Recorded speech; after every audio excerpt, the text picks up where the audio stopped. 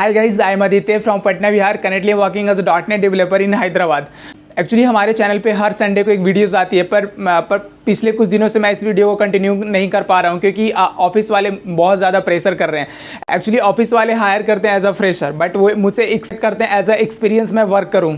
सो इन सब रीज़न के कारण से मैं वीडियो को बना पा रहा हूँ बट एडिट नहीं हो पा रहा, इस वजह से मेरी वीडियोज़ संडे किस दिन का चैनल पर नहीं आ पा रही है। तो बेसिकली आज हम बात करने वाले निमसेट एंट्रेंस एग्जामिनेशन के बारे में। एक्चुअली मैंने निमसेट का प्रिपरेशन कर रखा है और मेरी ऑल ओवर इंडिया रैंक 1600 के पास बनी थी, बट जिसके कारण से मुझे NITs में जाने का तो मौका नहीं मिल पाया था। हाँ, लेकिन मैंने बहुत अच्छे से प्रिपरेशन करा था, तो मुझे उसके बारे में बहुत अच्छे से आइडिया है कि क्या क्या उसमें आप कर सकते हैं, तो आपको ज़्यादा अपॉर्चुनिटी सही मिल सकता है निमसेट के अकॉर्डिंग। निमसेट की बात करते हैं तो national institute of technology MCA common entrance test होती है। निमसेट एग्जामिनेशन को हर साल बेसिकली अलग अलग NITs के द्वारा कंडक्ट कराया जाता है। बेसिकली अगर आप MCA करना चाहते हो तो आपके पास दो चांसेस होती है, एक तो आप नॉर्मल कॉलेज से आप BCA करो, उसके बाद देन आप MCA में जा सकते हो। लेकिन अगर आप चाहते हो प्रेस्टिजियस कॉलेज से MCA कंप्लीट करना तो आपके लिए निमसेट एक बहुत अच्छा ऑप्शन लेकर आता है। अगर आप निमसेट को क्लियर कर पाते हो तो आपको डायरेक्ट NIT से MCA करने का मौका मिलता है। अगर आप NIT से MCA करते हो तो ऑब्वियसली आपके पैकेज बहुत सही लगती है, आपका करियर बहुत ज़्यादा बूम करता है। जो बच्चे नॉर्मल एवरेज कॉलेज से MCA करते हैं और उसके बाद ऑफ कैंपस प्लेसमेंट को लेते हैं, उनको जितनी सैलरी मिलती है उसकी 4 से 5 गुना ज़्यादा NITs में प्लेसमेंट दिया जाता है, और सिर्फ एज अ इंटर्नशिप। क्योंकि मेरे बहुत सारे दोस्त NIT त्रिची में पढ़ रहे हैं तो वो मुझे ये सारी बात शेयर करते हैं, क्योंकि उनके कंपनी में जो उनके NITs कॉलेज में जो अभी कंपनी आ रही है सिर्फ इंटर्नशिप के लिए आती है, वो करीब उनको अप्रोच करती है 18 लाख 20 लाख के आसपास पैकेज उन लोगों को अप्रोच करती है सिर्फ एज अ इंटर्नशिप। अगर मैं बात करूँ अपनी निमसेट प्रिपरेशन जर्नी के बारे में तो बेसिकली मैंने भी बहुत अच्छे से निमसेट एग्जामिनेशन का प्रिपरेशन करा था और मेरा सिलेक्शन नहीं हुआ, इस बात का मुझे बहुत ज़्यादा दुख होता है और हमेशा इस बात का दुख होगा, क्योंकि मैंने अपना 100% एफर्ट लगाया था निमसेट एग्जामिनेशन में। एक्चुअली मेरे वो किस्मत में नहीं था तो सो वो मुझे नहीं मिला। एक्चुअली मैंने अपना 100% बिल्कुल पूरी ईमानदारी के साथ निमसेट एग्जामिनेशन के प्रिपरेशन के दौरान अपना मेहनत करा था। ऐसा नहीं था कि मैंने मेहनत प्रिपरेशन नहीं करा, मैंने करा था। मेरे को एक्चुअली निमसेट के प्रिपरेशन के दौरान मेरे को इतना समझ में आ गया था, मेरा जो एप्टीट्यूड था, जैसे कि अभी मैं किसी ऑफ कैंपस प्लेसमेंट के लिए जाता था तो किसी भी कंपनी में जाता तो फर्स्ट राउंड एप्टीट्यूड कराते थे, तो मेरा किसी भी कंपनी में जाओ मेरा एप्टीट्यूड राउंड क्लियर होता ही था, क्योंकि मैंने ऑलरेडी निमसेट के दौरान प्रिपरेशन कर रखा था। तो मुझे एप्टीट्यूड क्लियर करने में कोई प्रॉब्लम ही नहीं होता था। एक्चुअली मैं किसी भी कंपनी में जाऊँ तो एटलीस्ट मेरा 2 राउंड तो क्लियर होना ही था, एप्टीट्यूड राउंड, उसके बाद टेक्निकल राउंड मेरा क्लियर होता था, क्योंकि मैंने निमसेट में ऑलरेडी एप्टीट्यूड मैथमेटिक्स को कर रखा है। तो मुझे बहुत अच्छे से आई एक्सेप्ट निमसेट के दौरान मेरा एग्जामिनेशन क्लियर नहीं हो पाया था, पर निमसेट एग्जामिनेशन ने मुझे मेहनत करना सिखा दिया था कि लाइफ में कैसे मेहनत करते हैं। निमसेट एग्जामिनेशन के दौरान कोई एक ऐसा दिन नहीं होगा जिस दिन मैं 12 से 14 घंटा मैं पढ़ाई नहीं करता होगा। एवरीडे मेरा ये शेड्यूल था, 12 से 14 घंटे आपको डेली पढ़ना ही था, क्योंकि मैंने वहाँ पर निमसेट कानपुर में मैंने प्रिपरेशन करा था। तो वहाँ पे होता था कि क्लास में जाकर आपको वहाँ पे पढ़ाई करना होता था, तो वहाँ पे एटलीस्ट कोचिंग वाले आपको 12 से 14 घंटे आपको क्लास में रखते थे। तो वहाँ पे मुझे मेहनत करना सीख गया था मैं कि कैसे मेहनत किया जाता, और मैं वो मेहनत मुझे अब रियलाइज होता था।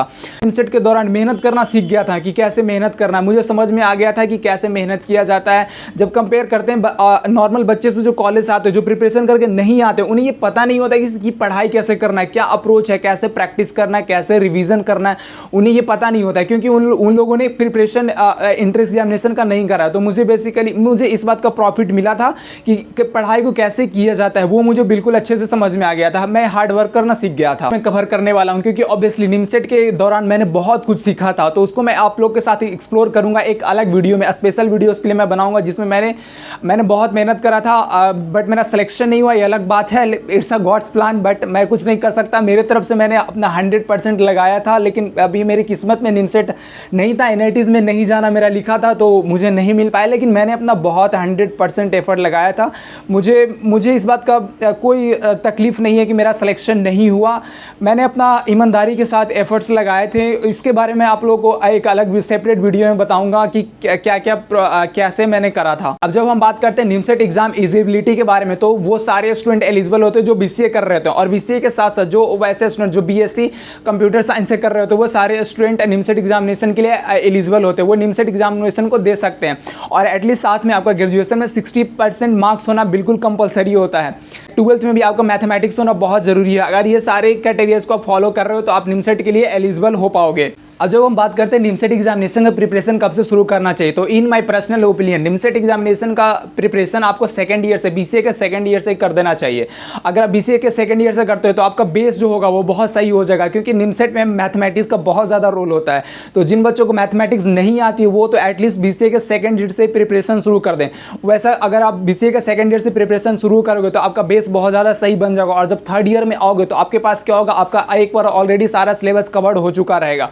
तो आप बीसीए के थर्ड ईयर से आप मॉक टेस्ट देना शुरू कर दोगे। जितना ज़्यादा आप मॉक लगाओगे उतना ज़्यादा आपका मार्क्स इंक्रीज होगा। अब मॉक लगाओगे, मॉक का क्वेश्चन गलत कर रहा उसको एनालाइज करोगे, उसको प्रैक्टिस करोगे, तो उससे क्या होगा, आपका मार्क्स जो होगा बहुत ज़्यादा इंक्रीज करेगा मॉक टेस्ट में। Actually NIMCET examination overall 1000 marks को कवर करती है, जिसमें आपको mathematics, logical, reasoning, computer and English को क्लियर करना पड़ता है। मैथमेटिक्स आपका 600 मार्क्स का होता है, और आपका रीजनिंग 240 मार्क्स का होता है, कंप्यूटर आपका 100 मार्क्स का होता है, और 40 मार्क्स का आपका इंग्लिश होता है।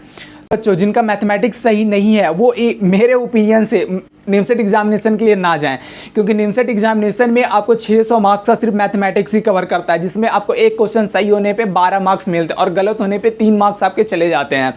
इट मीन्स अगर आप एक क्वेश्चन लगाने के बाद अगर गलत करते हो तो आपका 15 मार्क्स गायब हो जाएगा। तो जिन बच्चों का मैथमेटिक्स सही नहीं है वो उनसे हम्बल रिक्वेस्ट है, गाइज आप निमसेट के बारे में सोचिए भी नहीं। अगर आपका 12th में सही एग्जामिनेशन नहीं है, आपने 12th में जेईई का प्रिपरेशन ना करा हो, तो बिल्कुल भी आप निमसेट की तरफ ना जाएं, क्योंकि निमसेट एक ऐसा एग्जामिनेशन है जो आपको टॉप एनआईटीज तक पहुंचा सकता है। अगर आप एनआईटीज, टॉप एनआईटीज से एमसीए करते हो तो आपका करियर बहुत ज़्यादा बूम करने वाला होता है। और जब निमसेट के अंदर कौन कौन से एनआईटीज आती है, तो उसके अंदर सबसे नंबर 1 एनआईटी त्रिची, देन उसके बाद एनआईटी सूरतकल, उसके बाद एनआईटी कुरुक्षेत्र, उसके बाद एनआईटी जमशेदपुर, उसके बाद एनआईटी रायपुर, उसके बाद एनआईटी अगरतला, उसके बाद एनआईटी कुरुक्षेत्र। ये सारे एनआईटीज इसके अंदर आती है। तो अगर आप निमसेट को क्लियर कर पाते हो तो बेसिकली आपका करियर बहुत ज़्यादा सही होने वाला होता है।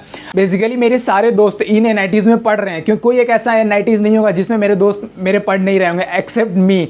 मैं एक ऐसा बंदा हूँ जो एनआईटी तक नहीं पहुँच पाया, लेकिन मैं अभी लाइफ में सही कर पा रहा हूँ, इस बात की खुशी है मुझे। एनआईटी तक नहीं पहुंच पाया इस बात का रिग्रेट रहता है, हमेशा रहेगा, पूरे लाइफ रहेगा इस बात का रिग्रेट कि एनआईटी को क्लियर